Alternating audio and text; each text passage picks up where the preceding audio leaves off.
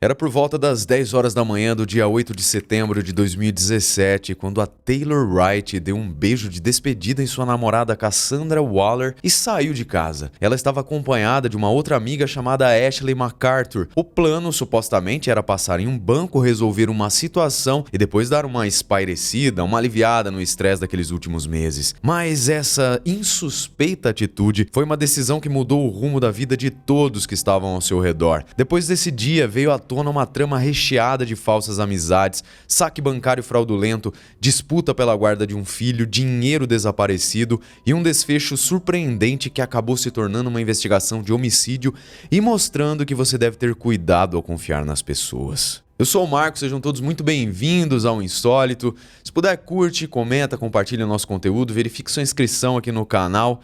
Considere também entrar para o nosso clube de membros, se puder, claro. E também me marque lá no @oinsólito nas suas redes sociais. Combinados? É isso então. Recados dados, vamos aos fatos.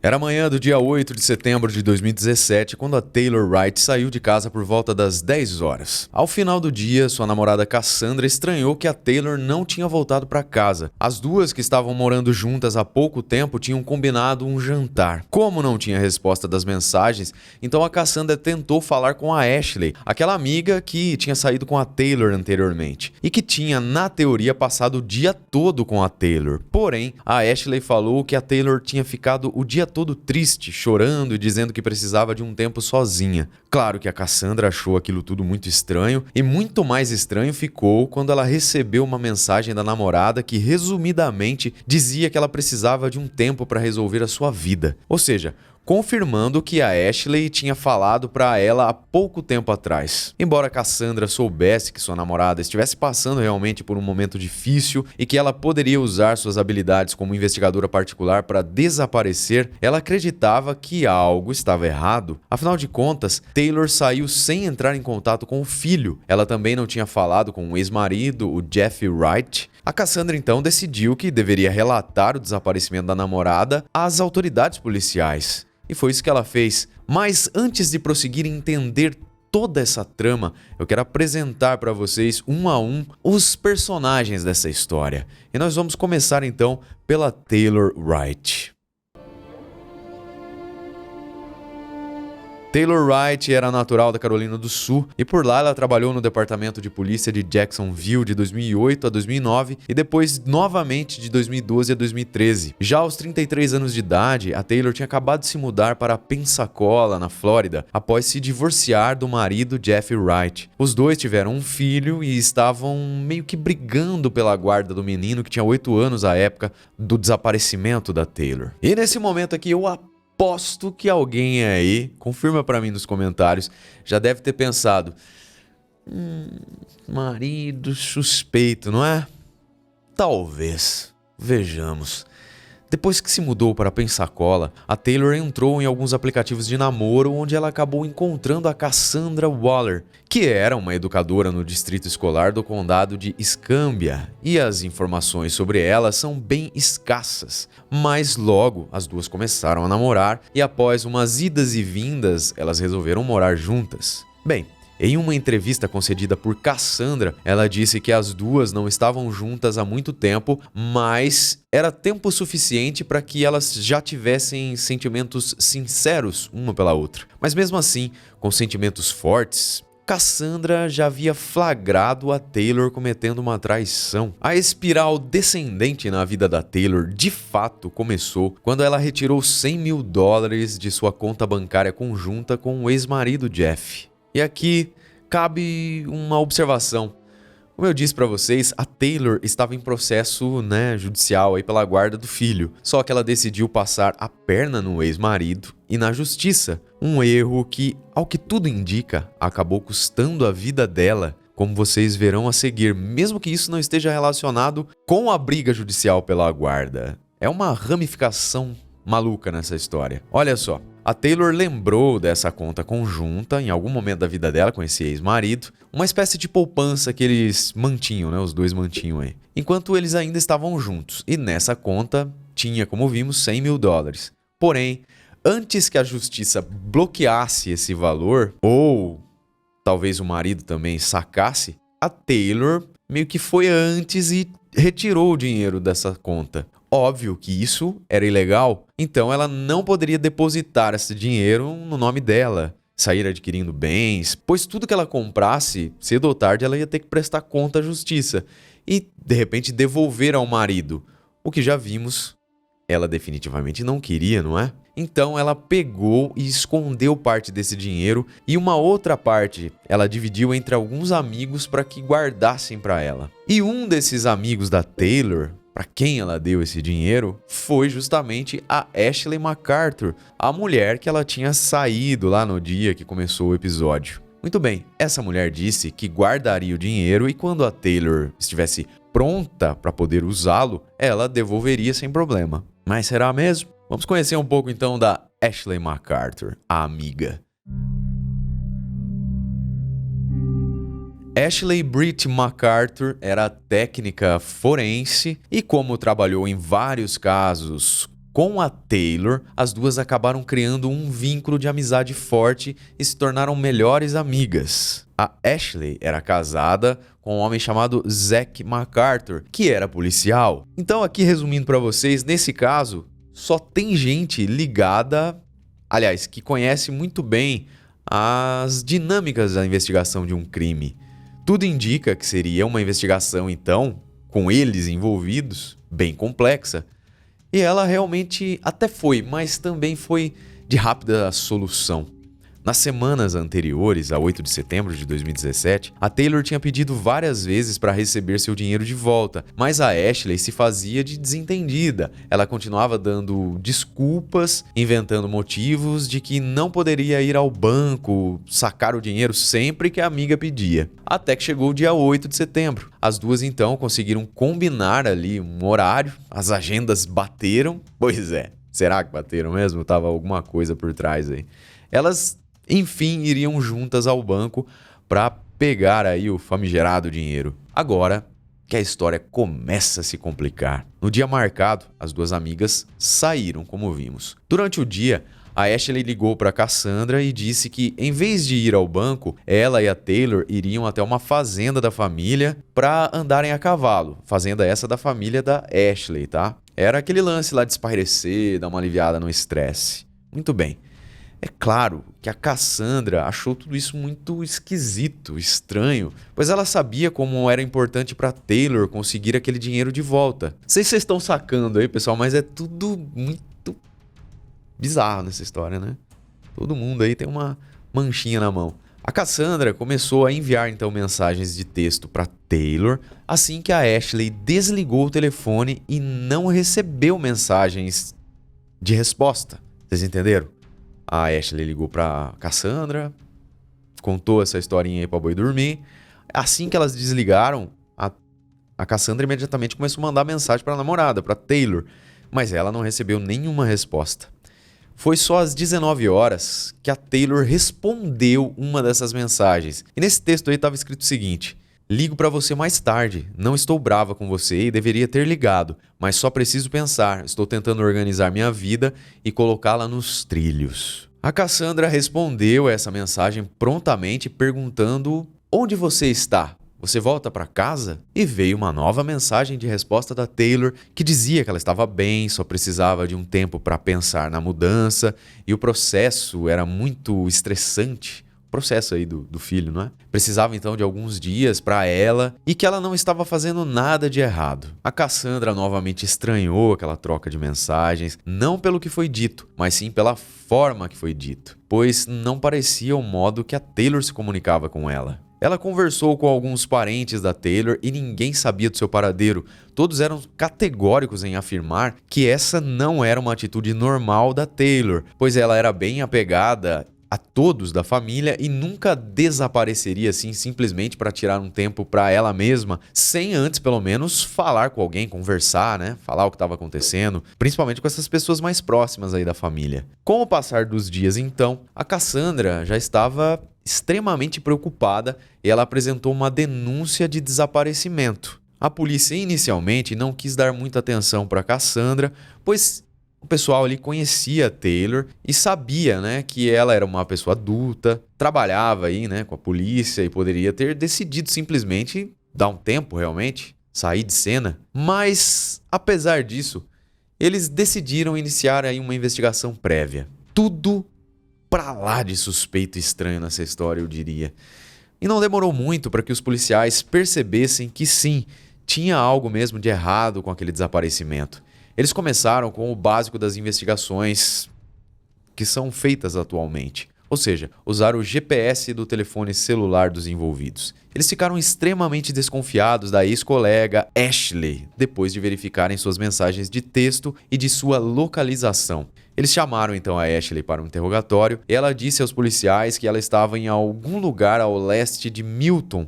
No entanto, a localização do telefone dela mostrava que ela não esteve nem perto de lá.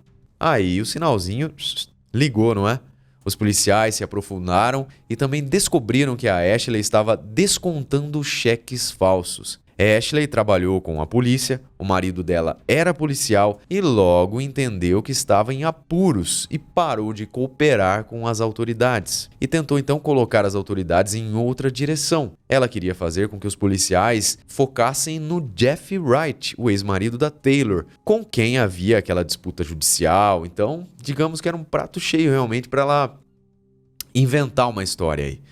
Tem o lance todo do dinheiro que foi sacado lá ilegalmente, não é? Claro que desde o início da investigação, o Jeff era sim um dos principais suspeitos por tudo o que eu acabei de contar para vocês. Justamente por isso agora, nós vamos contar um pouquinho da história sobre o Jeff Wright, um dos suspeitos.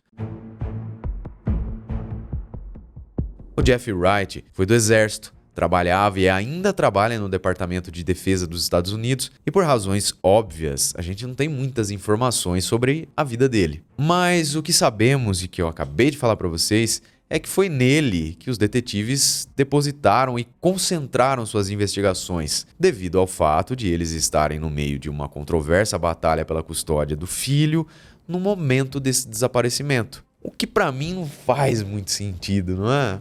É óbvio que eu tô contando aqui pra vocês resumido aí, personagem por personagem, então vocês, né, já estão carecas de saber histórias criminais, vocês já sacaram o que tá acontecendo. Mas a polícia até então tava ali fazendo o trabalho dela e não faz muito sentido, não é? O cara sabe que é ex-marido, tá numa disputa judicial aí pela guarda do filho, né? Vai fazer caquinha, matar a ex-mulher assim, nesse momento?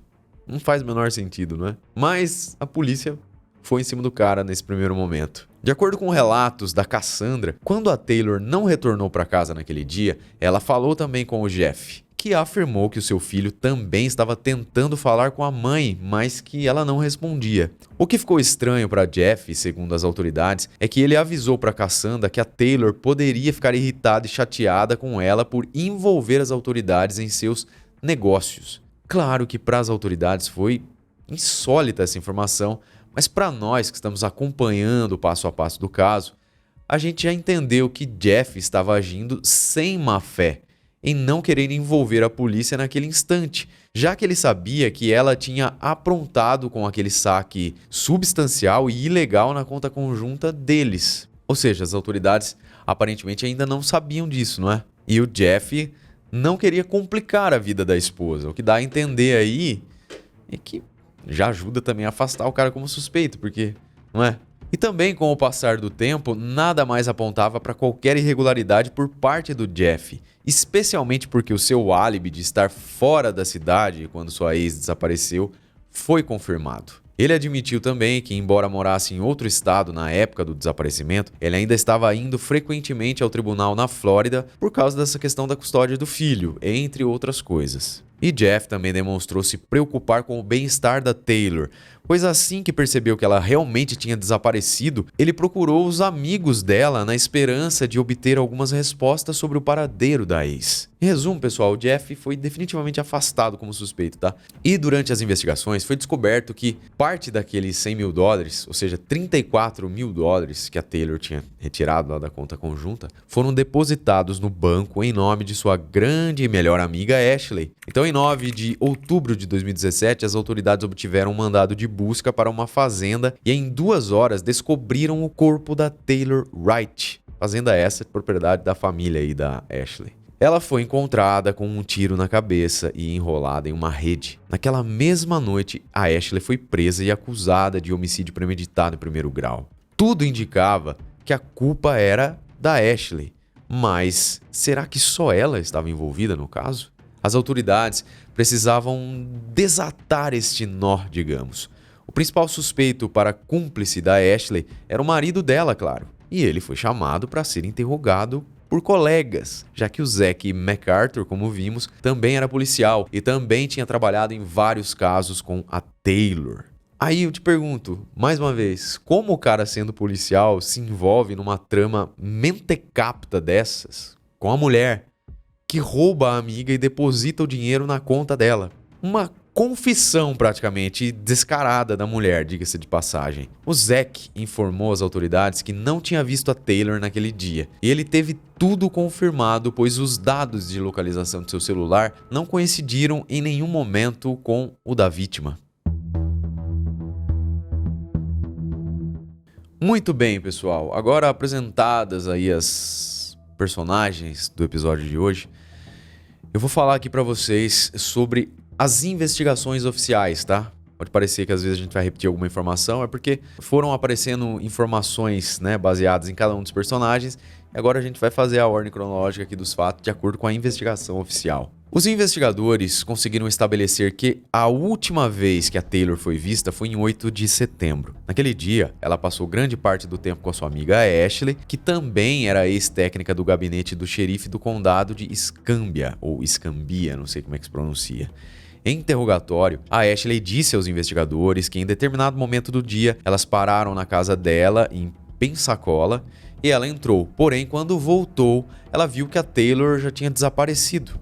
Bem estranha e conveniente essa versão, não é?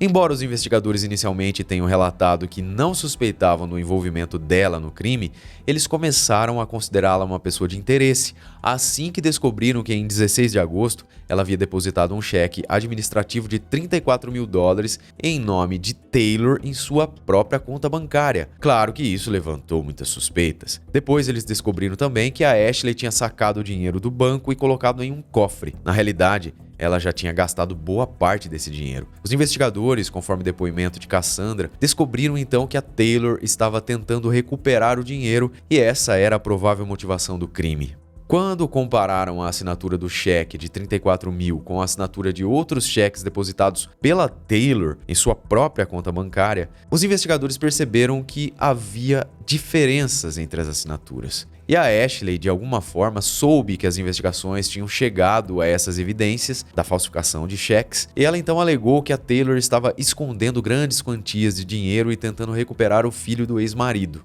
Ela alegou que a Taylor estava indo de banco em banco para descontar grandes cheques bancários. Como eu já disse, Ashley sabia como uma investigação funciona e estava fazendo de tudo para desvirtuar essa investigação e passar, chamar a atenção dos investigadores para os erros da vítima e até mesmo levar as suspeitas para outras pessoas.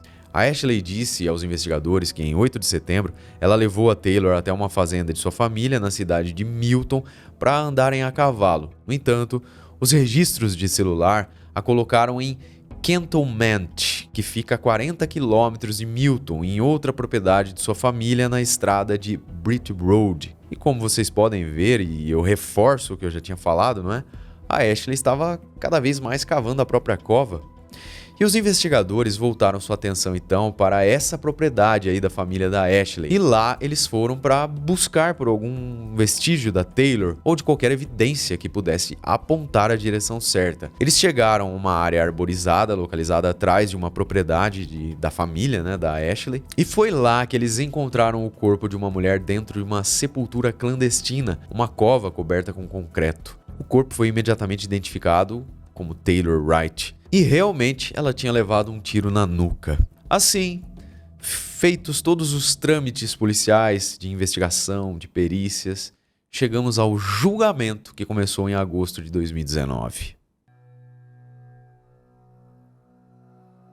Durante as declarações iniciais, os promotores se concentraram no fato de que a Ashley foi a última pessoa a ver Taylor viva e que ela potencialmente tinha motivação para matá-la. Eles também obtiveram imagens de vigilância de uma loja onde a Ashley comprou areia e cimento, que segundo eles foram usados para cobrir o túmulo da Taylor. Os promotores também teorizaram que a Taylor foi baleada por Ashley depois de ter confrontado a amiga sobre o dinheiro roubado. A procuradora estadual assistente disse ao júri que Taylor precisava desse dinheiro para os processos judiciais e para cobrir os custos de pensão alimentícia, e ela havia enviado inúmeras mensagens de texto para a Ashley solicitando acesso aos fundos. Também foi apresentado ao tribunal que a Ashley MacArthur tinha um motivo, teve a oportunidade. Sabe a tríade? Meios, motivos e oportunidades? Pois é. A Ashley MacArthur tinha tudo isso, e ela assassinou a Taylor Wright e depois tentou encobrir isso com mentiras, concreto e terreno. Isso segundo as palavras da promotoria. De acordo com a equipe de defesa, a promotoria não tinha nenhuma evidência física ou arma do crime que ligasse ao assassinato da Taylor. O advogado de defesa chegou a dizer que não haveria nenhuma evidência física apresentada durante o julgamento para mostrar que Ashley MacArthur tivesse algo a ver com a morte da Taylor. E também chegou a questionar a estabilidade mental da Taylor no momento do desaparecimento, citando rumores de que Taylor estava usando drogas. Enfim, ele tentou usar a velha tática de colocar a culpa na vítima. O cara se aproveitou, digamos, dessas falhas que a Taylor cometeu, não é? De sacar o dinheiro sem autorização, sem o marido saber, né, o que estava acontecendo.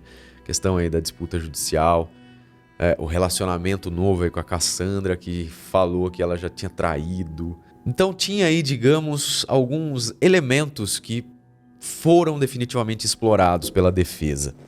E como a promotoria prosseguia nos argumentos de que o assassinato foi motivado por ganhos financeiros, a defesa contra-argumentava que sua cliente não teria matado por dinheiro, pois a Ashley tinha um histórico de ser financeiramente generosa com os amigos e não precisava desse valor. Além disso, o advogado argumentou que o tipo de concreto encontrado cobrindo o corpo da Taylor naquela cova improvisada provavelmente não era o mesmo tipo de concreto que a Ashley havia comprado, conforme mostravam ali as imagens das câmeras de segurança do local onde o material foi comprado. Ele também argumentou que o tipo de bala que matou Taylor não correspondia a nenhuma das armas de fogo apresentadas pela acusação como sendo da Ashley.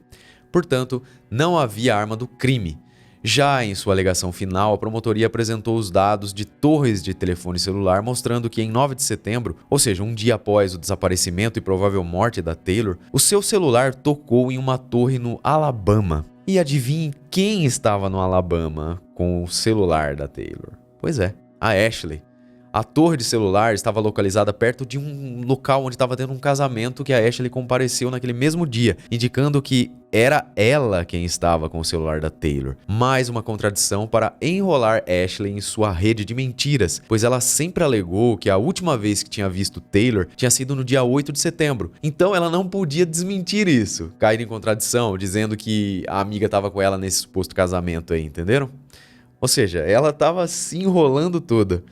Bem, ao final de todas as apresentações de provas e alegações, o júri decidiu e Ashley MacArthur foi considerada culpada de homicídio premeditado, um crime em primeiro grau. Então ela foi condenada à prisão perpétua com um mínimo de cumprimento de 25 anos. Posteriormente, a defesa da Ashley apelou, como sempre. A defesa argumentou que o júri viu uma fotografia da Ashley apontando com uma espingarda, assim, né, que nada tinha a ver com a investigação.